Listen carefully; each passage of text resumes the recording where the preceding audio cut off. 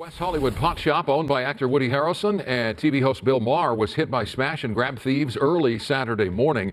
They shattered the store's glass doors to gain entry and filled trash bags with thousands of dollars in merchandise. Bill Maher has gotten a lot of heat for talking about problems within the Democratic Party, and among the problems that Bill Maher often discusses are problems with the state of California. You have a beautiful state, what he calls his own personal paradise, that has been ruined by Democratic governance over the course of years, and Bill has highlighted things like trying to get his solar hooked up, which took 3+ years despite the fact that he's a celebrity and he's asked and interviewed politicians like Governor Gavin Newsom about it, and all sorts of other issues that he's had just in general with California's regulatory environment. But also touched upon by Bill Maher are the problems associated with the defund the police movement, the rampant criminality that has spawned from criminal justice reforms pushed by those Democratic politicians, and a perfect distillation of him not being able to escape the impacts of Democratic governance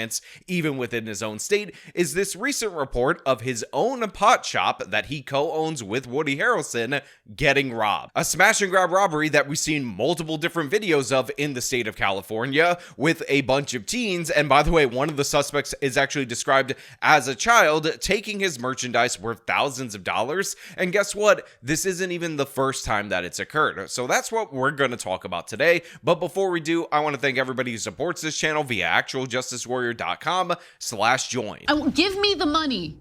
Give me the money, okay? So we're going to have to change how we do business in California. We're going to have to address people's legitimate concerns about crime. I was in South San Francisco 2 years ago after I had an experience in the city that all too many people had when my luggage was stolen out of my car. They tell you don't ever leave your luggage in the car.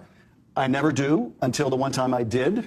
And of course, it got stolen. So this is Adam Schiff, the now senator for the state of California, former congressman, recounting a story from 2 years ago when he actually had his vehicle broken into in the city of San Francisco because he made the mistake of having luggage in his vehicle when he tried to make a quick stop at Target in order to get toiletries that he needed based on the short stay that he was going to have within the city. Now, of course, Adam Schiff ends up talking about how, what was really crazy is that in this South San Francisco Target, I had to get the toiletries unlocked for me. I ended up asking for a bag later on, the little Target bullseye bag, and I told the clerk that, of course, this was going to be my luggage for the next few days, and then she asked what happened. He ends up explaining it to her, and then she tells him basically that Democrats are a-holes, and this is why it happened to him. First of all, I had to get the clerk, which is hard to find, to unlock the shampoo or the whatever. So that's one thing. And then I get to the cashier. The cashier asked me if I want one of those Target bags with a little bullseye on it. And I said, yes, that Target bag is going to be my luggage for the next 2 days. And she asked me what happened, and I told her. And she basically said, in not so many words, yeah, Democrats are and I thought, if the cashier in South San Francisco at 10 o'clock at night believes that Democrats are because the shampoo is locked up and my stuff got stolen out of the trunk, we've got a major problem. Now, of course, this is obviously an attitude that is reflected amongst the voting patterns of Californians. Statewide, they moved dramatically to the right for the evil orange men in the 2024 election. They actually voted for Prop 36, which ended up repealing Prop 47 from 10 years ago, which essentially decriminalized a bunch of different petty crimes, including petty theft, that allows people to get arrested, get released, commit the same crime, get arrested, and never face any consequences for those actions. And your average voter on the street, I'm not surprised by that, blames the Democrats for the policies that they enforce. And again, this has shown up repeatedly in their voting patterns. They voted out in a recall election Mayor Sheng Tao of Oakland. They voted out in a recall election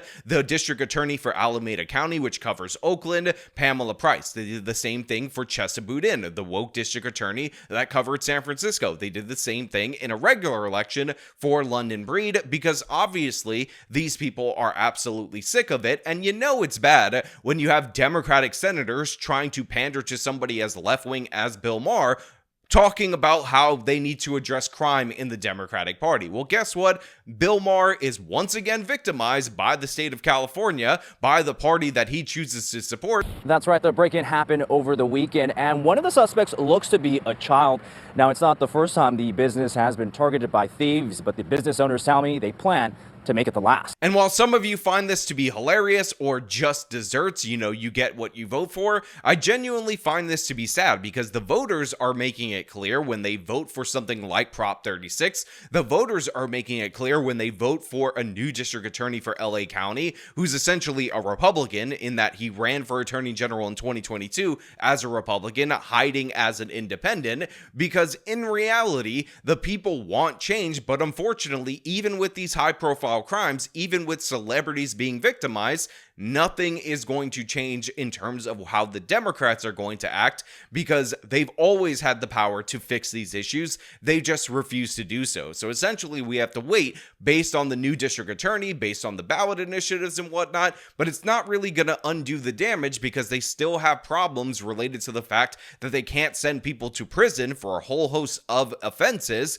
And because of that, they end up going to the county jail. And because the county jail is overcrowded, as we talked about with the snake burglar who committed 76 felony burglaries and was convicted of it, they end up getting released onto the streets. They finally fled after being met by an armed security guard. Another thing that I find interesting about this particular case is that according to the local news, these burglars were eventually scared away by an armed security guard who, of course, ended up spotting them at this 4 a.m. robbery. And even though there was a bunch of them, even though the security guard was in fact armed, he didn't really use that to prevent the robbery. And the reason why is because of a case that we talked about on this channel before, which was in fact the Banco Brown case out of San Francisco, where you had this transes individual attack a security guard, end up charging that security guard. The transes ended up getting shot and killed, and then San Francisco ended up responding by limiting the ability of armed security guards to engage with suspects using their arms. That was the consequence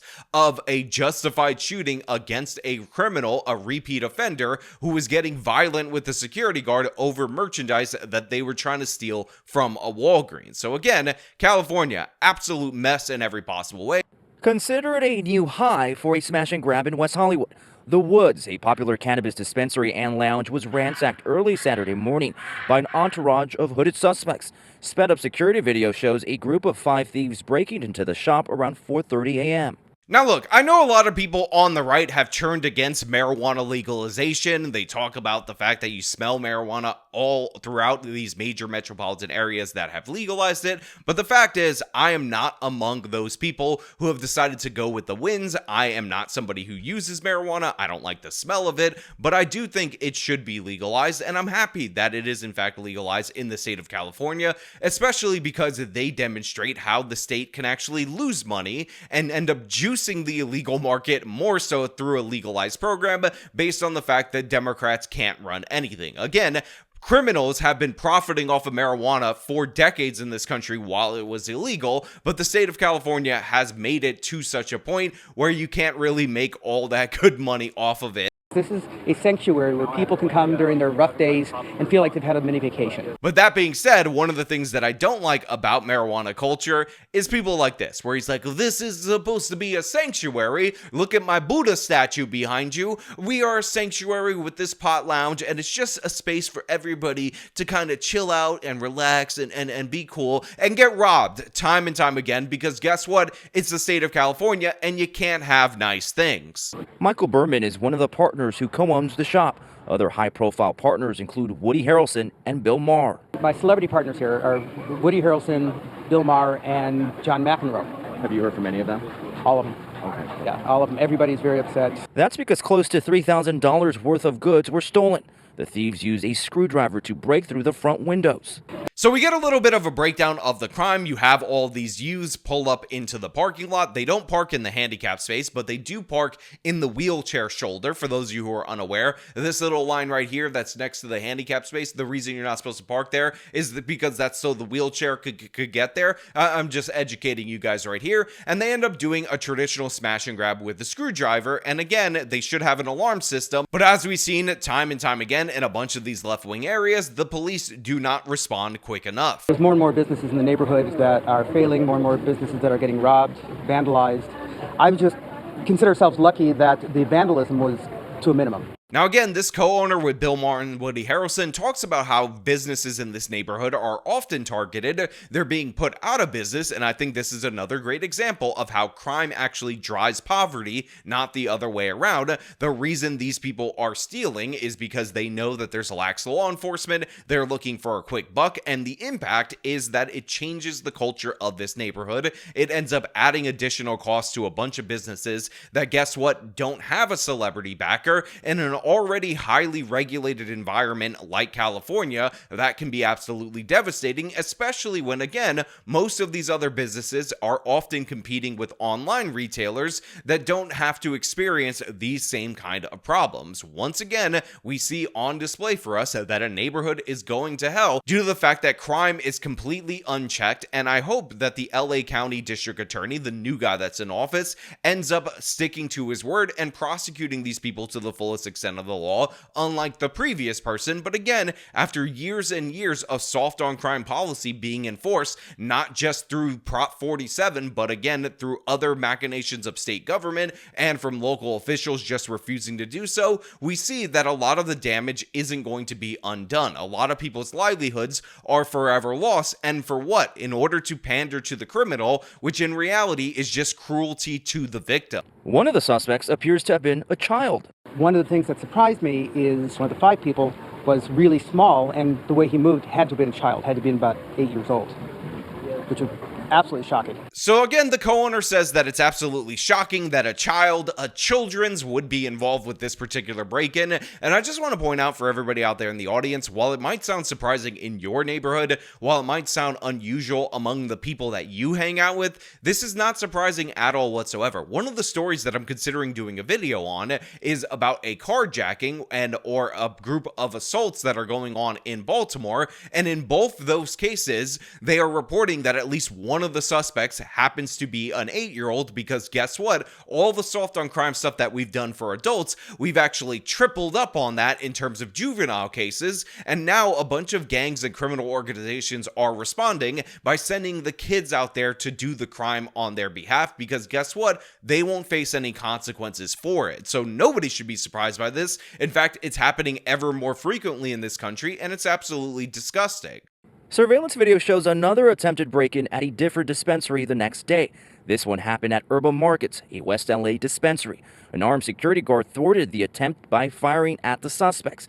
The Woods is now planning to beef up their own security. We're not going to sit by idly. We have new gates being installed in the front. We are augmenting our alarm system to make it extra loud, so the next time somebody tries to break in, the entire neighborhood's going to know it. So we hear about another robbery at a nearby dispensary, and of course, this particular robbery ends up being stopped cold, dead in its tracks, due to the fact that they had an armed security guard who was willing to fire his weapon upon the group of suspects. And yes, this is another instance of a defensive use of firearm that ends up preventing a crime, and I'm hopeful, based on the fact that they have a new district attorney in LA County, that this security guard is not charged with a crime for fighting off these robbers and using the tools at his disposal in an appropriate way in order to do so. Again, maybe Bill Maher's team should not worry about getting high definition footage of the criminals, should maybe invest more in not electric alarms, but having somebody who's armed, who's ready to go, who's ready to stop the criminals as soon as they approach, because this appears to be the most effective deterrent. But of course, I want to know what you guys think about all this down in the comments below. Obviously, Bill Maher has already kind of been on this track of criticizing the Democrats for these particular policies, but do you think he's going to double down on Friday? And do you think there will actually be some change and some consequence as a result of it? I'm a little bit hopeful due to the fact that they repealed Proposition 47 and they elected in LA County an actual strong prosecutor who wants to prosecute criminals. But of course, statewide laws limit what they're able to do. But again, all your thoughts down in the comments below. As per usual, if you like this video, show them by leaving a like, subscribe for more content, follow me on the social medias, support me via support links in the description of this video. This has been me talking about Bill Maher getting robbed. Till next time.